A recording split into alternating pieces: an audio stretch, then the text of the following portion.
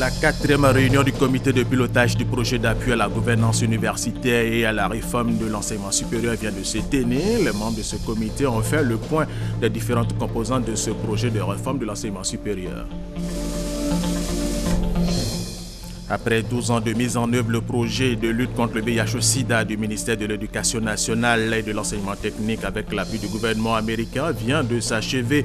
Il a permis de diminuer le taux de prévalence du VIH-Sida en milieu scolaire. Et puis au Mali, après l'attaque du Byblos, le calme est revenu à Sévaré. Le bilan officiel de l'opération, lancée samedi 8 août par les forces spéciales maliennes, fait état de 13 morts. Une enquête est en cours. Elle est menée par les autorités maliennes et des experts occidentaux. Mesdames et messieurs, bienvenue et merci de nous suivre sur RTI 1. Commençons par cette information. Les épreuves écrites du BTS ont débuté ce lundi sur l'ensemble du territoire ivoirien à Bouaké. Notre reporter Ouattara Amadou Walter s'est rendu dans certains centres d'examen. Voici son reportage. À Bouaké, c'est le collège d'enseignement technique qui a abrité le lancement des épreuves écrites du brevet de technicien supérieur, session 2015. Pour les 4 centres que compte la ville de Bouaké, ce sont 2698 candidats qui vont à la conquête du BTS. Ces candidats composent dans 10 filières, entre autres la gestion commerciale, l'informatique et développement appliqué, la gestion d'entreprise. Des candidats qui disent être confiants pour relever le taux de 23,84% d'admis enregistré l'année dernière. Je pense que ça se passe bien, surtout que c'est un début et on fait avec, on attend la suite. Peut-être session 2015 se déroule normalement et nous espérons que ça continue ainsi. Le président du jury du CBCG de Bouaké encourage les candidats à composer sereinement et à se départir de toute idée de tricherie. L'examen, c'est pour vérifier, pour évaluer ce qu'ils ont appris, pour que sur le terrain du travail, ils puissent s'insérer aisément. Ceux qui vont tenter la fraude, ils s'exposent à la rigueur de la loi. Ils connaissent tout ce qu'ils ne doivent pas faire, tout ce qui est interdit, les téléphones portables, les copies parallèles, tout ça, on leur a signifié ça. Débutées par la technique d'expression française, ces épreuves écrites du BTS session 2015 vont s'étendre jusqu'au 17 août prochain sur toute l'étendue du territoire national. Nous vous le disions dans nos titres, la 4e réunion du comité de pilotage du projet d'appui à la gouvernance universitaire et à la réforme de l'enseignement supérieur a eu lieu jeudi dernier au cabinet du ministre Niamien Konon. Les membres de ce comité ont fait le point des différentes composantes de ce projet de réforme de l'enseignement supérieur. Guillaume Zéré, venant Semane, Niamien. 1 heure, c'est le temps qu'a duré cette 4e réunion du comité de pilotage du projet Agures, appui à la gouvernance universitaire et à la réforme de l'enseignement supérieur. Scolarité, bibliothèque, consolidation du système LMD, rôle de l'enseignant, bref, tous les sujets visant à l'amélioration du fonctionnement du système universitaire ont été abordés à cette réunion entre le ministre Niamien Konon, l'ambassade de France et les universitaires. Ce projet représente un appui important à notre projet de réforme de l'enseignement supérieur. Je me réjouis que de plus en plus, le sous-secteur de l'enseignement supérieur soit pris en compte au niveau des interventions des partenaires techniques et financiers. Le projet Agures permet également d'aborder la question de la professionnalisation de la formation dans les universités, ce qui devrait favoriser l'adéquation formation-emploi et la mise à niveau international. Pour notre ambassadeur, c'est un projet de coopération exemplaire.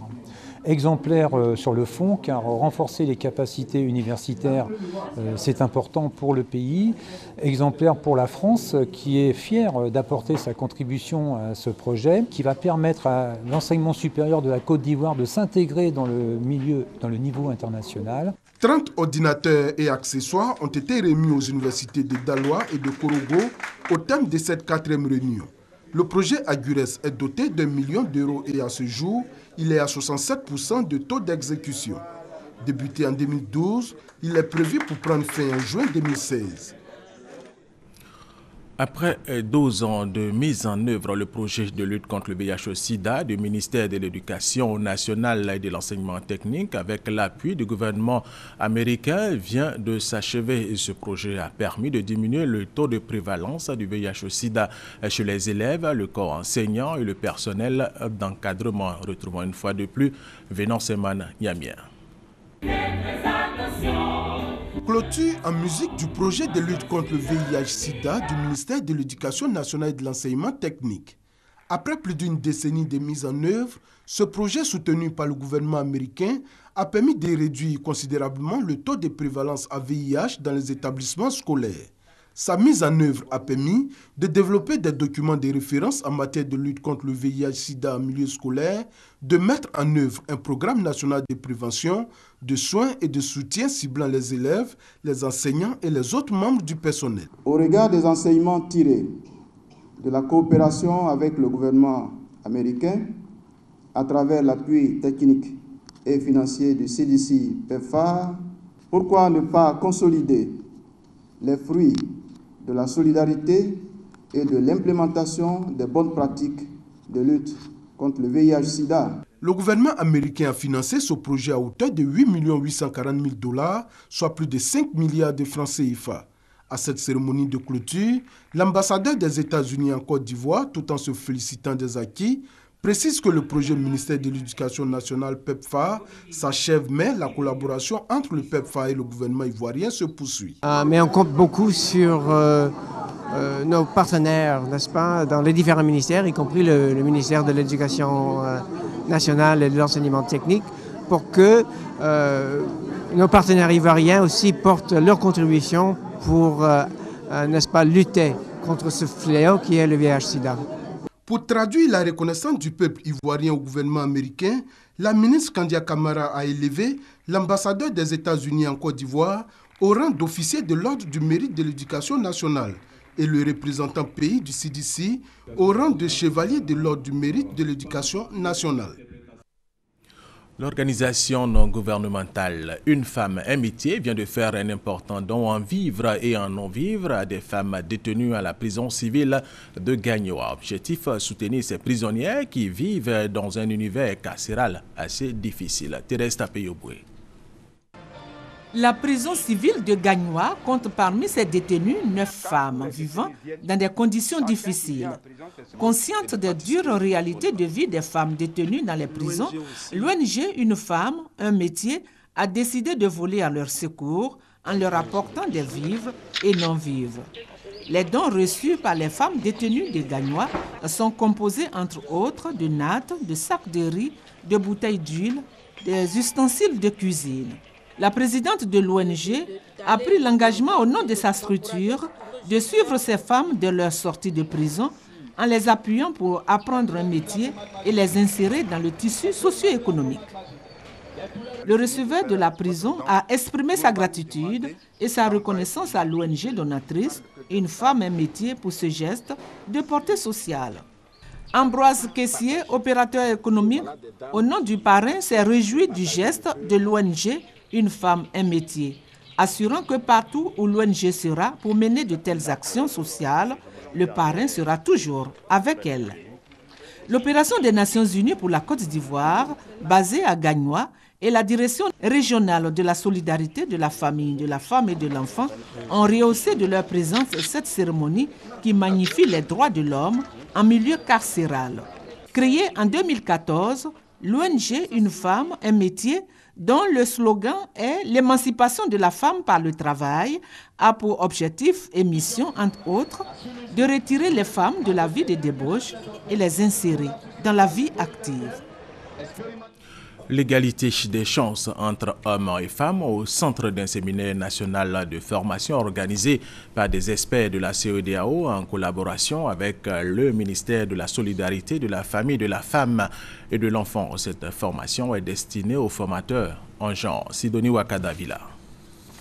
Faciliter l'intégration systématique du genre dans les politiques et les projets de développement, c'est l'objectif visé par le Centre de la CEDEAO pour le développement du genre, CCDG et le ministère de la Solidarité, de la Femme, de la Famille et de l'Enfant. Un objectif affirmé au cours d'une session de formation des formateurs. Parmi les modules, il y a par exemple la budgétisation sensible aux genre avec violence faite aux femmes, etc. On voit le besoin de renforcer la capacité de nos partenaires en genre pour qu'ils puissent également former d'autres personnes. Les participants entendent mettre en œuvre des plans d'action concrets en faveur de l'intégration du genre, toute chose qui rencontre l'adhésion de la ministre de la Solidarité, de la Femme, de la Famille et de l'Enfant. Les disparités entre hommes et femmes sont énormes. La Côte d'Ivoire a ratifié pas mal d'instruments, mais ces instruments ont besoin d'être mis en œuvre effectivement. Alors sur la base de ce constat, il fallait avoir des experts au niveau national pour faire ce travail. Désormais, donc, nous pourrons mettre en pratique avec beaucoup plus d'aisance le genre dans ce qui concerne la réforme du secteur de la sécurité, aussi bien au niveau qualitatif qu'au niveau quantitatif. Au thème de 3 jours de formation, chaque participant s'est vu remettre un document. Manuel d'apprentissage et du formateur se veut un guide, un outil pédagogique à la disposition de tous les acteurs. Il s'agit de leur permettre de mieux cerner la notion du genre en vue de rendre effective la réalisation de l'égalité entre hommes et femmes au sein de l'espace CEDEAO. Une nouvelle fédération d'associations féminines vient de voir le jour à San Pedro. Il s'agit de la Fédération des associations des femmes de la région de San Pedro dénommée Banundo. Cette fédération opte pour l'autonomisation des femmes. Jean-Louis Billon, ministre du Commerce, a présidé la cérémonie. Sam Konon, Thérèse Tapeyoboué. Albertine Inago Begré, choisie par ses pairs, présidente de la toute nouvelle Fédération des associations féminines pour l'unité et le développement dans la région de San Pedro. Une fédération dénommée Banundo qui signifie en langue krouméenne l'unité. Unité dans la détermination afin de se prendre désormais en charge à travers des activités agropastorales, industrielles et par la mise en place d'une microfinance au profit des femmes. Jean-Louis Billon, ministre du Commerce, parrain de la cérémonie, a rendu hommage à ces femmes et salué leur initiative et leur détermination dans la lutte contre la pauvreté. C'est rare de voir une fédération qui est une fédération régionale et qui réussit le pari de réunir en son sein des associations de différentes communautés, de différentes obédiences religieuses et politiques. Franchement, c'est à saluer. Et j'espère que cette association va servir d'exemple à d'autres en Côte d'Ivoire. Avec un nombre élevé d'analphabètes en son sein, la fédération Banundo s'engage désormais à initier des cours d'alphabétisation au profit de ses membres. Elle bénéficie du soutien de Irielou Colette, présidente des femmes du Vivrier de Côte d'Ivoire. Créée en 2013, Banundo revendique plus de 300 associations féminines. Le chapitre politique de cette édition, l'équipe de campagne du candidat du RHDP, le président Alassane Ouattara, est constituée. Elle est dirigée par Amadou Gon Coulibaly et Jeannot Aoussou Kouedjo. Cette équipe entend œuvrer pour la victoire au premier tour de son candidat, Sylvie Touré. Eux, ce sont les compagnons de la victoire. C'est ainsi qu'on appellera désormais les membres de l'équipe de campagne du candidat du RHDP, Alassane Ouattara. Au nombre de 326, ils ont été officiellement investis ce dimanche. Leur mission, assurer une victoire écrasante à leur candidat dès le premier tour. À la tête du commando, Amadou Gon Coulibaly et Aoussou Kouedjo Jeannot, les deux hommes bénéficient de la confiance renouvelée du candidat Alassane Ouattara. Comme le président Alassane Ouattara l'a dit lui-même lors de son investiture le 25 avril dernier, et je cite, « Si en 2010, c'est notre programme qui a séduit les Ivoiriens, cette année, ce sera notre bilan. Oui, ce sera notre bilan. Parce que contrairement à d'autres qui prétendent à cette fonction, nous au RHDP, nous avons un bilan positif, un bilan très positif, celui du président Alassane Ouattara. Ce bilan est positif parce que la majorité de nos promesses de campagne ont été tenues. Comme promis, nous avons ramené la paix et la sécurité en Côte d'Ivoire. Nous sommes passés d'une situation de guerre à une situation de paix et de développement. Comme promis, nous avons augmenté les salaires dans le secteur public et le SMIC pour le bonheur de nos braves travailleurs de la fonction publique et du privé. Comme promis, les produits agricoles sont mieux vendus pour le bien-être des familles de nos parents paysans. Comme promis, notre pays est doté d'infrastructures à la dimension de sa grandeur et de nombreuses localités du pays sont tour à tour désenclavées. Comme promis, l'eau et l'électricité ne sont plus l'exclusivité des grandes villes du pays. Les villages les plus reculés peuvent en bénéficier. Comme promis, les femmes bénéficient de financement pour leurs projets. Il en est de même pour les jeunes depuis la création de l'agence Emploi Jeunes.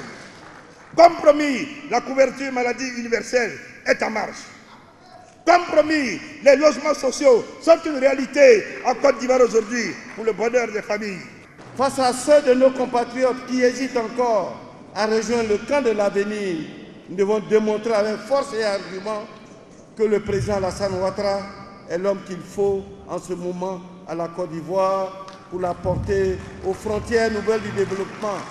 Allez donc les chercher, qu'ils soient du FPI, qu'ils soient des autres partis, allez les chercher pour grandir le rang de l'avenir, le rang de demain, le rang de l'amour qui est le RHDP.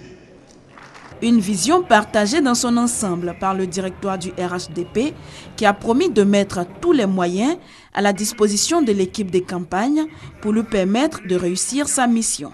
Les directeurs nationaux de campagne, je me tourne à présent vers vous pour vous dire que le directoire du RHDP, que j'ai l'insigne honneur de présider à travers cette cérémonie, met à votre disposition toutes les structures et toutes les instances de notre groupement politique afin de vous permettre de mener à bien votre mission. Oui, ensemble nous avons gagné les grandes batailles. Ensemble, nous avons gouverné pour ramener la paix, la démocratie et le progrès dans notre pays. Tous ont rendu un hommage au président Henri Konan Bédié, père de l'appel de Daoukro, désormais considéré comme un hymne au rassemblement des fils d'Oufoué-Boigny. La direction nationale de campagne travaillera en collaboration avec un conseil politique présidé par Guillaume Kigbafori Soro, président de l'Assemblée nationale, et une commission bilan et programme de gouvernement conduite par le Premier ministre Daniel Kablan-Duncan.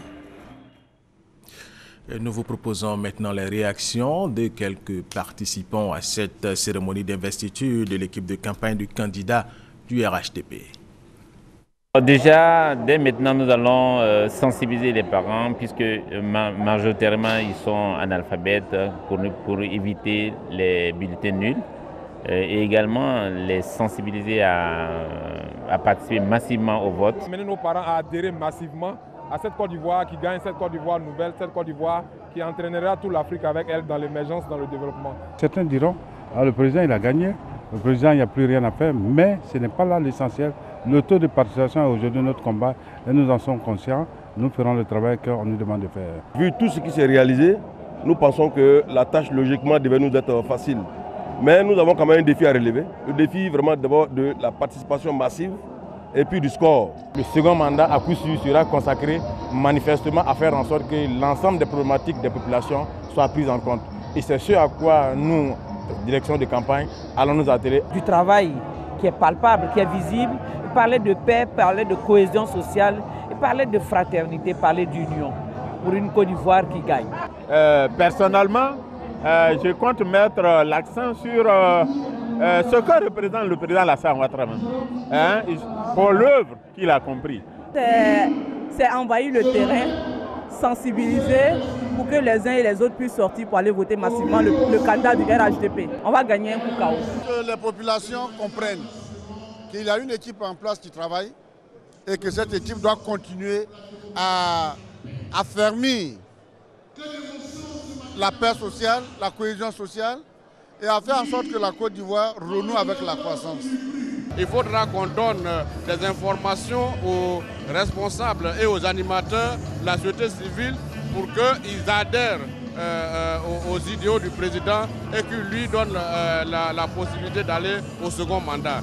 Au niveau des transporteurs, comme au niveau des districts du Denguélé, nous mettrons tout en œuvre pour que nous puissions rééditer notre exploit, c'est-à-dire être les meilleurs, aussi bien au niveau de la participation qu'au niveau des suffrages exprimés. Permettre donc aux différents soldats de la campagne que nous sommes de pouvoir décliner la vision des deux directeurs nationaux de campagne, le Premier ministre Jeannot Ahoussou et le ministre d'État Amadou Gon Coulibaly. Donc pour nous, cette investiture sonne donc le début de la pré-campagne, mais surtout sonne le début de la grande mobilisation de tous les différents ambassadeurs de l'équipe de campagne, aussi bien dans les sous-préfectures, les départements que dans les régions. Bientôt donc, à partir du 1er septembre, vous allez donc constater la marée humaine qui va donc se déferler sur toute la Côte d'Ivoire au fin de redonner une chance à la Côte d'Ivoire par la réélection du président Alassane Ouattara. Nous allons rester toujours en politique. Le MFA, membre du RHDP, vient d'organiser une rencontre dans l'Indénié Djouablin. Cette rencontre a enregistré la présence de plusieurs militants de ce parti politique, nous dit Mamadou Kouassi. Une rentrée politique sous le signe de la cohésion de la renaissance du MFA dans l'Indénié Djouablin. Les militants du mouvement des forces d'avenir veulent jouer les premiers rôles pour la victoire du président Alassane Ouattara en octobre prochain. Ils ont été instruits par le premier responsable du parti sur leur rôle pour faire de l'appel de Daoukro une réalité dans la région de l'Indénié Djouablin. Anzoumana Moutaye a invité les militants et militantes du MFA à sillonner tous les villages et hameaux de la région, tout en travaillant en union avec les militants des autres partis politiques membres du RHDP. Tous les militants étaient mobilisés pour cette rentrée politique qui est un témoignage que le MFA est solidement implanté dans l'Indénié Djouablin. Et je voulais donc dire un grand merci à la délégation régionale, au Conseil des sages de la région qui ont su mobiliser toutes les énergies pour que le MFA vive dans l'Indénié Djouablin. Pour nous, la victoire, c'est un fait, mais il faut aussi qu'il y ait une participation de la population.